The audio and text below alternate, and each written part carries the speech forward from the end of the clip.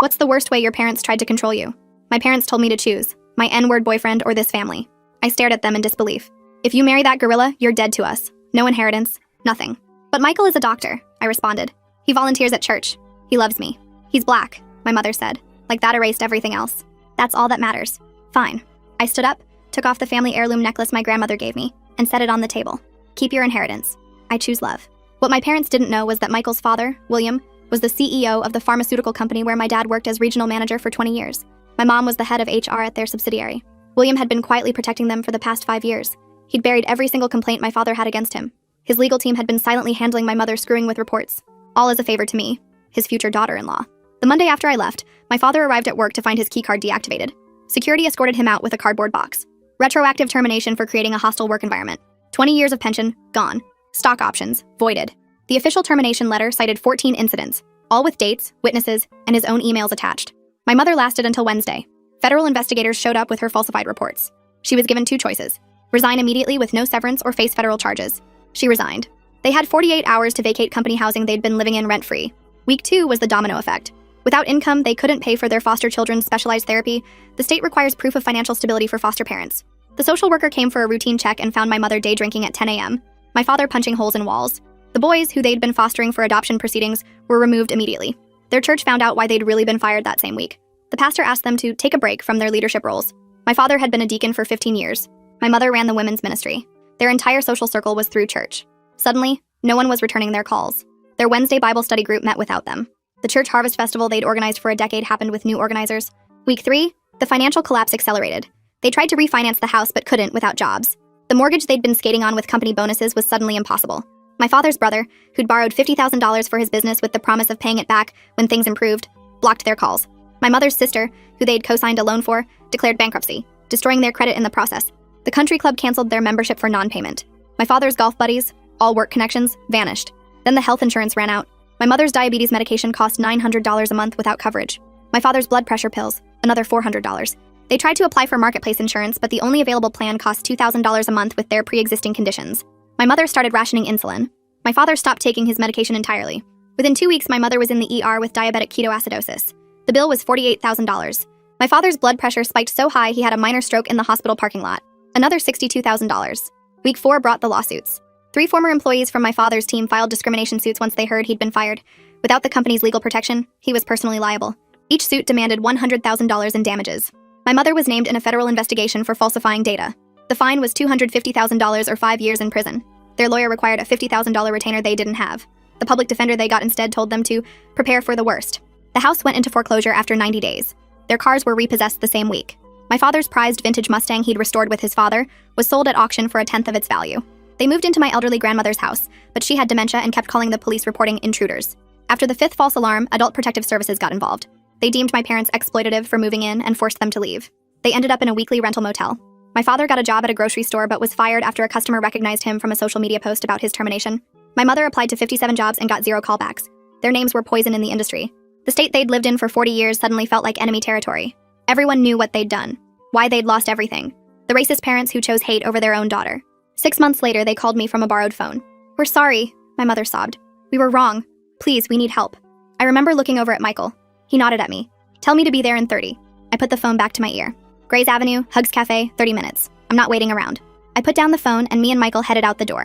The drive to Grays Avenue took 15 minutes but felt like hours with my stomach doing flips the whole way. Michael kept one hand on the wheel and the other on my knee, his thumb making small circles that usually calmed me down but weren't working today. We got to Hugs Cafe 20 minutes early just like I planned, and I picked a corner table near the exit where we could see everyone coming in. The wooden chair felt cold through my jeans as I sat down facing the door. Michael went to talk to Hannah Avery, the manager we knew from coming here on weekends, and I watched him point to our table and make hand gestures that probably meant we might have drama. Hannah nodded and gave him a look that said she understood. Then she moved closer to the counter where she could keep an eye on us. I pulled out my phone and texted Celia Sterling, my therapist. Just 3 words that we'd practiced for situations like this. She texted back right away with the boundary reminder we'd gone over 100 times in her office. My hands were shaking, so bad I could barely hold the pen when I grabbed a napkin from the dispenser. Michael came back and sat next to me instead of across, close enough that our shoulders touched. I wrote down 4 rules on the napkin in big block letters so there'd be no confusion. No racist language at all, not even hints or jokes. No blaming Michael or his family for what happened to them. No asking for money directly, or trying to guilt us into giving them cash. We leave immediately if they break any of these rules. The pen kept slipping in my sweaty fingers and my writing looked like a kid's homework. Michael took my hand under the table and squeezed it 3 times. our signal that meant everything would be okay. He leaned close enough that I could smell his cologne, the same one he'd worn on our first date, and reminded me we could walk out anytime I felt unsafe or uncomfortable. The bell above the door rang and my whole body tensed, but it was just some college kids getting coffee. Then the bell rang again 10 minutes later and there they were. My parents looked nothing like the people who'd thrown me out 6 months ago. My mother's designer clothes were gone, replaced with a faded sweater that hung loose on her smaller frame, and jeans with worn knees. Her hair that she used to get done every 2 weeks was growing out gray at the roots and pulled back in a messy ponytail. My father walked behind her with his shoulders hunched forward like he was carrying something heavy, nothing like the straight-backed man who used to command every room he entered. His golf shirt was wrinkled and had a small stain near the pocket. They spotted us and started walking over, my mother moving faster while my father dragged his feet. I gripped Michael's hand so hard under the table that my nails probably left marks. They sat down across from us and my mother's face crumpled immediately, tears running down her cheeks before she even said anything. She kept saying sorry over and over through her sobs, her hands reaching across the table toward me before pulling back. My father sat like a statue in his chair, staring at a spot on the wall behind my head. His jaw was clenched, so tight I could see the muscle jumping under his skin. I pushed the napkin with our rules across the table, the paper making a soft sliding sound against the wood. My voice came out steadier than I expected when I told them these rules weren't optional if we were going to have this conversation. My mother wiped her eyes with a tissue from her purse and nodded quickly, but my father's face got red when he read them. They started talking at the same time, my mother's voice high and shaky while my father's came out rough like he hadn't used it in a while. Medical bills piling up faster than they could count them. 3 lawsuits from my father's former employees who finally felt safe to come forward. Living in a motel that cost $200 every week. Eating peanut butter sandwiches for dinner. My mother pulled out a crumpled piece of paper from her purse, smoothing it on the table with shaking hands. It was a list of her medications with prices written next to each one in pencil. $900 for insulin every month. $300 for her blood pressure medicine. Another $200 for anxiety medication she'd started taking. My father finally spoke directly to us, his voice cracking on the words when he admitted they needed help desperately. The proud man who'd never asked anyone for anything was sitting in front of us basically begging. I took a deep breath and told them something they didn't know, that William had been protecting them for years because of me. My father's face went from red to purple, the veins in his neck standing out. Michael stayed calm beside me, his doctor voice coming out as he explained that William simply stopped intervening after what they did. Their current situation came from their own actions finally catching up to them, not from any revenge plot. My father's hand slammed down on the table so hard the salt shaker jumped and fell over. Coffee cups at other tables stopped moving as people turned to stare at us. He accused us of orchestrating everything, destroying them on purpose out of spite. Hannah Avery started walking toward our table with her phone in her hand. I kept my voice low but firm, reminding my father that one more outburst meant we were leaving and this conversation was over forever. My mother grabbed his arm with both hands, her fingers white from gripping so tight. She begged him to calm down, please, they needed this. Then she turned to me with desperate eyes and asked if we could at least help with her insulin. Just the insulin, $900 a month, she could die without it. I reached into my bag and pulled out the folder I'd prepared last night when I couldn't sleep. Inside were printed pages about assistance programs, legal aid services that worked for free, medical clinics with sliding scale payments based on income. I told them I'd only help through official channels and programs, never direct cash, because I needed to protect my own boundaries and Michael's. My father pushed the folder away without looking at it, saying they needed real help, not bureaucracy and red tape. But my mother carefully picked it up and folded it small enough to fit in her purse, treating it like it was made of gold. The conversation shifted when my mother mentioned their church, how they wouldn't even let them volunteer at the food bank anymore. Her voice broke when she talked about losing that community after 15 years. Real pain showed in her eyes, different from the desperation about money. I told them Pastor Tiana Rodriguez might consider starting a restorative justice process, but only if they were willing to take real accountability for what they'd done. The words hung in the air between us like a test they had to pass. My father looked down at his coffee and muttered something under his breath about those people always sticking together, and I pushed my chair back so hard it scraped against the floor. I stood up and grabbed my purse, telling him one more racist comment meant this was over forever. No more meetings, no more help, nothing. He started backpedaling immediately, waving his hands and claiming he meant the church people who abandoned them. Not black people. But his eyes wouldn't meet mine, and we all knew exactly what he meant. Michael put his hand on my arm gently and suggested they should start with the medical assistance programs, since health was the most urgent issue right now. He pulled out his phone and started scrolling through his contacts, saying he could have a colleague send information about the manufacturer programs for insulin that could cut the cost by 70%. My father scoffed and crossed his arms, saying we were offering them crumbs while we lived in our nice house with our good jobs. But my mother reached across the table and thanked Michael, her voice shaking. I sat back down slowly and told them the next step was proving they were actually working these programs before we'd meet again. They needed to show me intake appointments scheduled, applications submitted, real documented effort, not just promises. My mother nodded quickly and pulled out a small notebook from her purse, writing everything down with a shaky hand. But my father slammed his palm on the table again. He said we were treating them like children who needed supervision, like they couldn't be trusted to handle their own lives. Hannah walked by our table again, slower this time, clearly keeping an eye on the situation. I kept my voice steady and told him this was about rebuilding trust that had been completely broken, and trust required verification now. My mother grabbed his arm again and whispered something to him about needing this help, and he finally stopped arguing, though his jaw stayed clenched tight. We all stood up to leave, the meeting clearly over, and my mother moved toward me with her arms slightly raised. She hugged me briefly, just a quick squeeze really, and whispered that she was sorry for everything, for all of it, for not standing up to him sooner. My father had already turned and was walking toward the door without looking back, without saying goodbye. without even acknowledging Michael existed. Michael and I walked to our car in silence, and the moment I sat down in the passenger seat, everything hit me at once. I started crying, not just tears but full body shaking sobs that lasted 10 minutes while Michael held my hand and didn't say anything.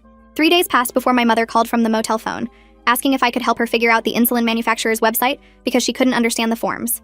I opened my laptop and walked her through each page while keeping screenshots of everything, making sure there was documentation of every step we took together. She mentioned while we were filling out the income verification section that my father refused to apply for any programs at all. He'd rather die than beg for handouts, she said, and I could hear how tired she sounded, how worn down from fighting him about everything. The application required uploading bank statements and tax returns, which she had to go to the library to scan since they didn't have a computer anymore. I stayed on the phone with her for 2 hours, helping her navigate each requirement, each proof of poverty they demanded. Later that afternoon, my phone rang with a number I didn't recognize, but when I answered, it was Emmett McGregor from Williams Company. He said he needed to warn me that helping my parents directly could be seen as retaliation or manipulation, given everything that had happened with their termination. The legal department was concerned about how it might look if anyone found out the CEO's son's wife was now involved with the people they'd fired for cause. He suggested keeping any assistance at arm's length, going through third parties or official programs only, never direct transfers or personal involvement. The whole conversation made me realize how complicated this had become legally, how even trying to help them could somehow backfire on everyone. I hung up feeling more confused than before, wondering if I was making things worse by getting involved at all. The next morning, I called Celia Sterling's office and booked an emergency session for that afternoon, telling the receptionist it was urgent. When I got to her office, I spent the first 20 minutes just explaining everything that had happened at the cafe. Every word, every look, every feeling. Celia helped me see that I was trying to save them now, the way I couldn't save our relationship before, trying to fix everything retroactively. We worked on separating compassion from codependency, on understanding that helping them didn't mean I had to sacrifice my own well-being or boundaries. She gave me homework to write down exactly what I was and wasn't willing to do, concrete limits I could refer back to when emotions got overwhelming. Michael decided to meet my father alone at a different coffee shop the next week, texting me that he wanted to try talking man-to-man without me there. 3 hours later, he texted me that it had been a disaster. My father had spent the entire time ranting about the injustice of his situation, the betrayal by Williams Company, how we'd destroyed his life. Michael said my father never once took responsibility for anything, just kept circling back to how he was the victim in all of this. We agreed that night that my father clearly needed way more time before he was ready for actual help, and Michael shouldn't meet with him alone again for safety reasons. 2 days after that, Pastor Tiana Rodriguez called my cell phone, saying my mother had reached out to her about possibly returning to church. She explained she was willing to facilitate some kind of reconciliation process, but only if both my parents completed specific accountability prep work first. She emailed me a list of requirements that included written acknowledgement of specific harms they'd caused, participation in anti-racism education with certified instructors, and consistent attendance at counseling for at least 3 months. The list was 3 pages long and incredibly detailed, covering everything from public apologies to the foster children's therapists, to financial restitution, to former employees they'd discriminated against. The following Monday, my mother called to tell me she'd started the intake process at an outpatient program run by someone named Alana Tillman. She sounded proud of herself, saying she was committed to getting sober, that she knew she had a problem and wanted to fix it. I told her I was proud of her for taking that step, but I made it clear I wouldn't be her accountability partner or her sponsor or her emotional support system. That's what the program was for, what Alana was for, and she needed to use those resources instead of leaning on me for everything. 2 weeks passed and I was in bed when my phone rang at midnight showing my mother's number. She was drunk, crying hard, saying she couldn't do this anymore, that she'd lost everything because she followed my dad like always. I could hear bottles clinking in the background, and her words were getting harder to understand. I hung up and called Alana's emergency line right away, gave them her location at the motel, told them about the relapse. They sent someone within the hour to check on her and adjust her treatment plan. The next morning, I opened Facebook to find my dad had posted this huge rant about being destroyed by reverse racism, naming Michael's family directly, calling William a criminal who targeted white people. My coworkers started texting me screenshots, asking if I was okay, if I needed anything. The post had been shared over 200 times already. I called Jayla immediately, and she drafted a cease and desist letter that afternoon, sent it certified mail to the motel. She told me we needed to document everything now because desperate people do crazy things and we might need a restraining order soon. I started screenshotting everything, saving voicemails, keeping a log of every contact attempt. Emmett called me at work 3 days later saying the board was now reviewing all of Williams' decisions from the past 5 years, including the protection he gave my parents. He said people were asking questions about favoritism and whether William had overstepped his authority. Michael's mom was getting looks at her book club, his dad was facing extra scrutiny at every meeting.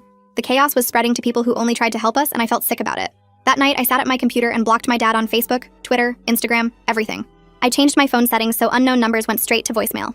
I told Jayla she was the only contact point now for anything involving my father.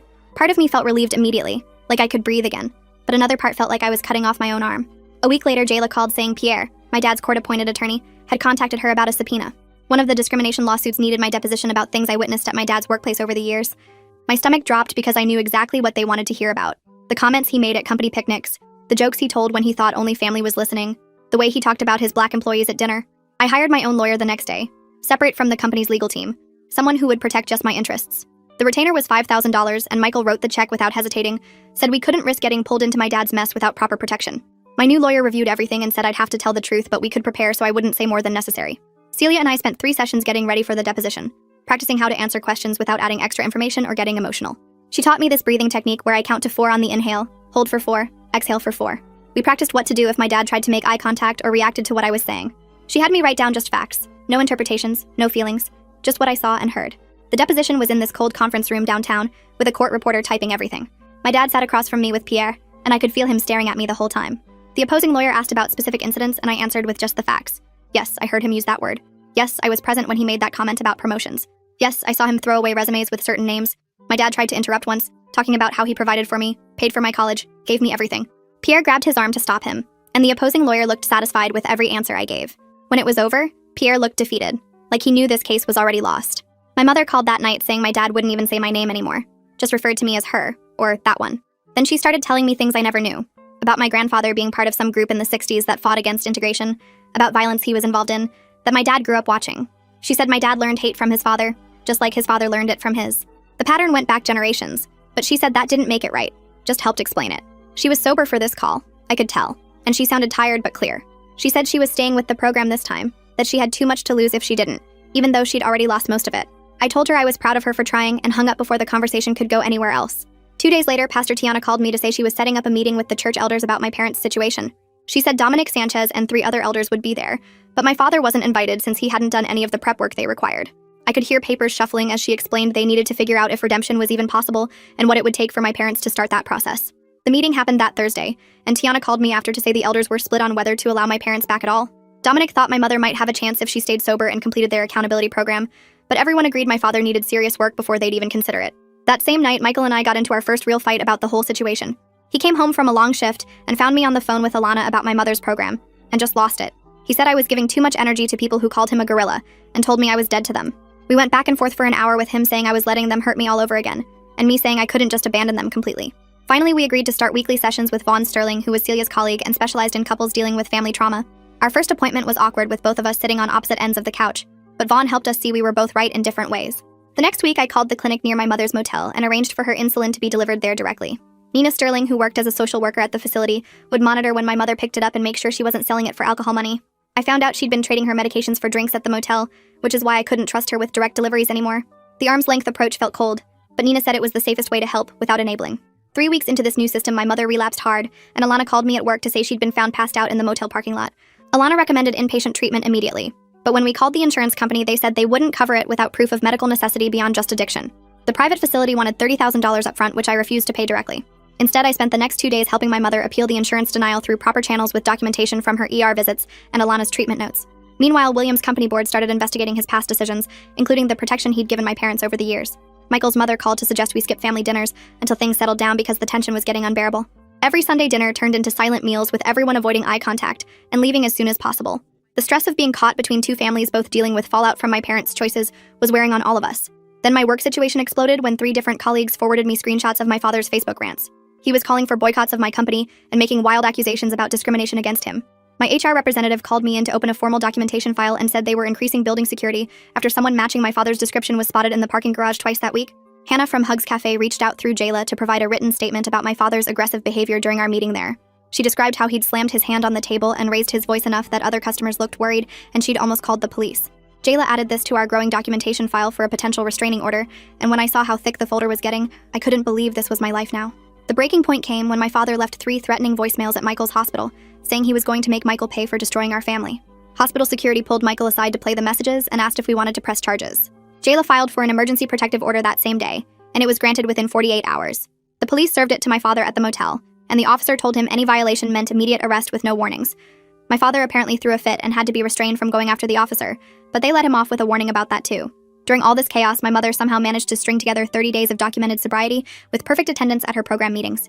Alana called to say my mother was asking if I'd attend a family session to work on our relationship. I agreed, but set strict conditions that Vaughn had helped me develop. The session had to happen at the facility, not some neutral location. Vaughn would attend with me as support, and we would only focus on moving forward, not rehashing the past. The session was scheduled for the following Tuesday, and I spent the whole night before practicing what I wanted to say with Michael. When we arrived at the facility, my mother was already in the room looking nervous but clear-eyed in a way I hadn't seen in months. Vaughn sat next to me while Alana sat with my mother, and we started with ground rules about respectful communication.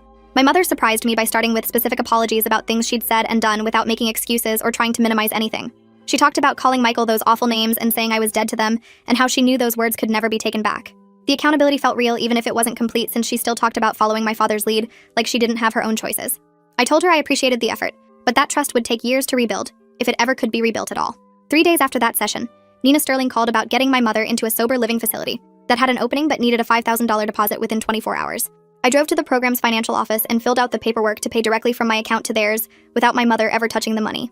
The administrator ran my card and handed me a receipt while Nina sat with my mother in the waiting room explaining the rules about curfews and mandatory group sessions and random drug tests. My mother grabbed my hand when I walked past and squeezed it hard enough that her nails left marks, but I kept walking because I couldn't handle her crying right then. 2 weeks into the sober living arrangement, my phone rang at 3 in the morning with a nurse saying my father was in the cardiac unit after his blood pressure hit 220/140, and he'd listed me as emergency contact. Michael drove us to the hospital where we met a security guard at the entrance who walked us to the cardiac wing because of the restraining order situation. My father looked small in the hospital bed with monitors beeping and tubes running everywhere, and when he saw us, he started talking about how this was all our fault for destroying his life. The nurse checked his vitals while he ranted about losing everything because of us, and Michael stood by the door ready to leave if things got bad. My father's voice cracked when he mentioned his own father used to take him to meetings where they talked about keeping races separate and how that was just normal back then. I told him being taught wrong didn't mean he couldn't learn right, and at 62 years old, he had no excuse for not figuring that out himself. He turned his face to the wall and wouldn't look at me again, so we left after signing the paperwork confirming I'd been notified. Pierre Jacobson called the next morning to tell us one of the discrimination lawsuits was settling for $75,000 that my father didn't have, which meant bankruptcy was coming. The lawyer explained the process would wipe out remaining debts, but also any assets, though at this point my father had nothing left to protect anyway. I felt weird hearing about his financial destruction, like watching someone who worshipped money lose every penny of it. Pastor Tiana reached out that afternoon proposing a restorative justice circle where my father could face the employees he'd hurt, but only after completing an intensive anti-racism program first. She sent over the requirements, which included weekly sessions for 6 months, plus reading assignments and community service specifically focused on understanding systemic racism. My father apparently agreed to start the program, but Dominic Sanchez called me privately 2 days later, saying the background check turned up my father's recent activity in online supremacist forums. My father claimed he was just venting frustration about his situation, but the posts went way beyond that into actual hate speech and threats. Dominic said they couldn't move forward with any church reconciliation until my father completely cut ties with those groups and showed real change, not just surface compliance. I had Jayla send my father a formal letter stating my one condition for any future relationship was that he publicly disavow his racist views and the online hate groups. The letter made it clear this wasn't negotiable, and without it, I would never attend any reconciliation attempt no matter what else he did. 3 days later, my father posted a statement online saying he'd made mistakes and said things in anger that he regretted, but never once mentioned race or racism or the specific things he'd done. The comments section exploded with people calling him out for the weak non-apology, and screenshots of his hate forum posts started circulating again. Pastor Tiana called to say he clearly wasn't ready, and suggested we focus on my mother's progress instead since she was actually doing the work. The restorative circle moved forward the following week with just my mother meeting 2 former employees she'd discriminated against at the company. I watched through a window as she sat across from them listening to how her actions affected their careers and families without interrupting or making excuses. She nodded and took notes and apologized for specific incidents they brought up, though she stopped short of acknowledging the bigger pattern of systemic discrimination she'd participated in. One of the employees cried, talking about how my mother had blocked her promotion 3 times with made-up performance issues, and my mother's face went white hearing the real impact. After 2 hours, they finished, and my mother looked exhausted, but also somehow lighter, like she'd put down something heavy she'd been carrying.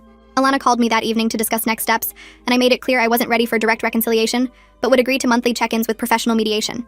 We scheduled the first one for the following month at a neutral counseling center with both Alana and Vaughn present to keep things structured and safe. The boundaries felt right because they let me stay protected while still leaving a tiny door open for the possibility that my mother might actually change. Michael supported the decision, though he made it clear he wouldn't be attending these sessions, and I respected that boundary too since my family had targeted him specifically with their hate. 2 weeks passed before Dominic called to tell me my mother had started working at the church thrift store sorting donations in the back room where she wouldn't interact with customers yet. He watched her show up every morning at 8 sharp and work until 2 without complaint, even when they had her cleaning bathrooms and taking out trash. The small paycheck barely covered her expenses at the sober living facility, but she thanked him every Friday like he'd given her $1 million. I drove by once just to see if it was real, and spotted her through the window organizing clothes by size with the same focus she used to apply to destroying people's careers. That same afternoon, Emmett called from William's company to update us on the board investigation that had been hanging over everyone's heads for months. William got hit with a formal censure for overstepping his authority, but they let him keep his position with new oversight requirements and monthly reviews of his decisions. The relief in Emmett's voice told me how close it had come to being worse, but the damage was already done to family relationships. Michael's parents invited us to dinner that weekend at their favorite Italian place, and the tension started before we even sat down. His mother kept stirring her wine without drinking it while his father studied the menu like it contained state secrets. Nobody mentioned the investigation, or my parents, or anything that mattered until halfway through the main course when his mother finally put down her fork and said we needed to separate family from business going forward. Michael agreed immediately and suggested monthly dinners with a strict no work talk rule, which his parents accepted with visible relief. 3 days later, my mother called through Nina at the facility to ask if I'd co-sign her application for subsidized housing since she'd maintained steady employment for a month. I drove to the housing office and provided verification of her employment status, but refused to put my name on any financial documents, which Nina helped my mother understand was actually better for both of us. My mother nodded and filled out the paperwork herself, while I watched from across the room, remembering when she used to forge documents without blinking. The next morning, my phone rang at 5 with my father screaming about needing $3,000 for a bankruptcy lawyer immediately. I hung up and texted him the same legal aid resources I'd sent twice before, which triggered a voicemail so full of rage that Jayla added it to our restraining order file within an hour. Pierre called later to apologize for my father's behavior and confirm the bankruptcy filing would proceed with or without private counsel. 2 days after that, my workplace security called to say my father was in the lobby demanding to see me despite the protective order. The police arrived within 10 minutes and issued him a formal warning that the next violation meant automatic arrest with no bond until trial. The officer who took my statement mentioned that most people need to actually get arrested before they understand boundaries are real. I sat in Celia's office the following week going through my symptom checklist and realizing I'd slept through the night 4 times that week without nightmares. My shoulders didn't automatically tense when my phone rang anymore, and I'd gone 3 whole days without checking over my shoulder in parking lots. She pointed out that healing wasn't a straight line, but my trajectory was clearly upward, which was all anyone could ask for after this kind of trauma. The facility called to invite me to my mother's 6-month sobriety celebration, and I agreed to attend for exactly 20 minutes with Michael. We arrived to find her surrounded by other residents singing some recovery song while she held a little plastic chip like it was made of gold. I handed her a card with a simple message about being proud of her work, and she mouthed, "Thank you," while tears ran down her face. Michael and I left without hugging her, but the eye contact felt like progress compared to 6 months ago. Pastor Tiana worked behind the scenes for weeks to get the church board to approve my mother returning as a regular member with strict behavioral agreements. She could attend services and Bible study, but couldn't hold any leadership positions or work with money or have access to member information. The Sunday she returned, several people moved to different pews, but enough stayed that she had someone to sit with. Alana called it crucial for sustained recovery to have community beyond just the treatment facility. Meanwhile, my father finished his court-mandated anger management program and submitted his completion certificate to the Restorative Justice Committee. Dominic pulled me aside after reviewing the report to share his concerns that my father was just going through the motions without any real internal change. The therapist's notes mentioned consistent deflection and blaming others, even in the final session. We scheduled a follow-up evaluation in 3 months to reassess whether he was ready for any kind of reconciliation process. Michael and I sat at our kitchen table that evening with a calendar spread between us, picking a date 3 months out for our courthouse ceremony. We wanted something small and quiet, just his parents and maybe 5 or 6 friends who'd supported us through everything. I called the courthouse the next morning to book the slot and paid the $75 fee over the phone. Michael made dinner reservations at a nice restaurant for after, nothing fancy, just a place we liked downtown. 2 weeks before the wedding, I wrote identical letters to both my parents, printing them on regular paper and addressing the envelopes to their counselors. The letter to my mother said she could attend if she stayed sober, brought Nina as her sponsor, and sat in the back row without approaching other guests.